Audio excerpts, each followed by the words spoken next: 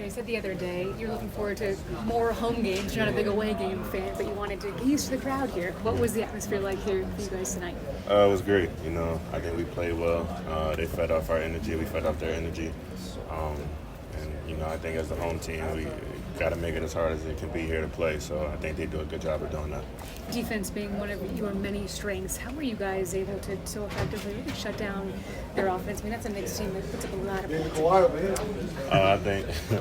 I think we were communicating. We did a good job communicating. We held them to one shot, and we made it as tough as possible on Brunson. He's the head of the Knicks, so I think we stuck to the game plan and did the things we needed to do. Are you and Ty now in competition for Sixth Man of the Year? Of course not. There's no competition. But if he wins, I want him to win. I don't need to win it. When I talked to him, it kind of sounded like to me like he wanted to win. Well, he can win it. I don't care. I would rather him win it than me for sure. Kenny talked about how you come in and showing a lot more on the three-point side than he even knew coming in from getting you into acquisition. But knowing that you can dribble, get into the paint, all those other things, showing yourself on the perimeter, how important has that been for your skill set coming in? It's just something I worked on this summer. I think I've been shooting it pretty well this year. And it just goes to show that the work is showing itself in the game.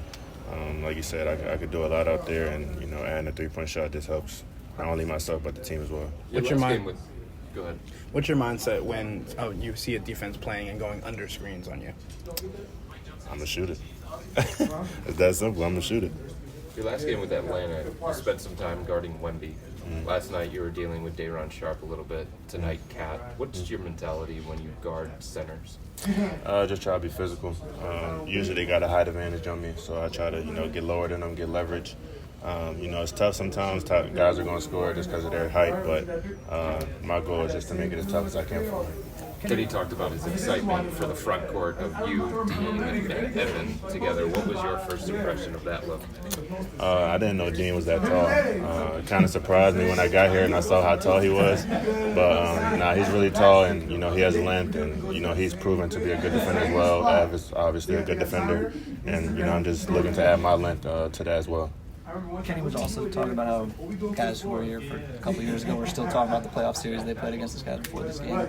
I know you were in your own playoff series at that time, but what was your impression of that back then, and what have you heard about of what? Guys? Of the Knicks Cavs playoff series 2 years ago? Honestly, I don't even. Have you heard any of the chatter that Kenny was talking about? Nah, I don't even know what that is. DeAndre, Dean being back makes his team as healthy as it's been basically in months. Is this the deepest team you've played on when you see it at full strength? I would say so. I think we got a lot of guys that can score, play defense, and we have a good team that likes each other, and I think that's the biggest thing. We all have chemistry with each other. I'm new, but I think I'm meshing pretty well with the guys, so I think we're definitely a very deep team. What kind of message does it send when Donovan is diving into the stands up 30 points in the second half? That was fake hustle. That's fake hustle. But it shows a lot. He's the prior best player, considered our best player. So, him giving that effort just makes you want to do the same. DeAndre, as you get used to Kenny, what are your early impressions of him?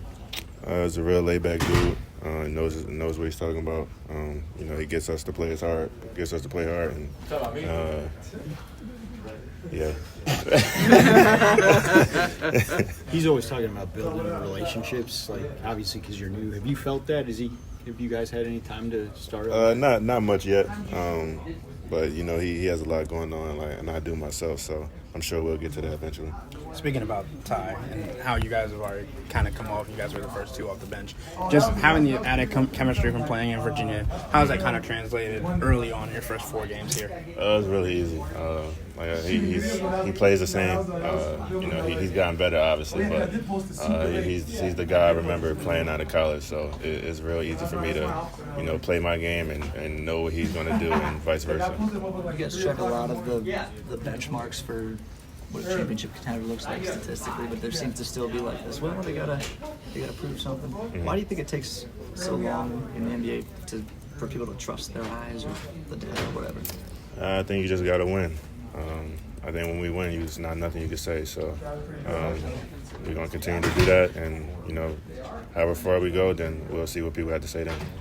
Kenny wants to fit you into the system, but do you feel a sense of freedom too? Because it looks like there's some self-creation opportunities for you out there that you're taking advantage of. No, for sure. I mean, we don't really, run too many plays and stuff like that, so it kind of makes it easier to be in the flow of the game. And like you said, I can create myself, and, we got a lot of guys that can create, so it just opens the floor for everyone.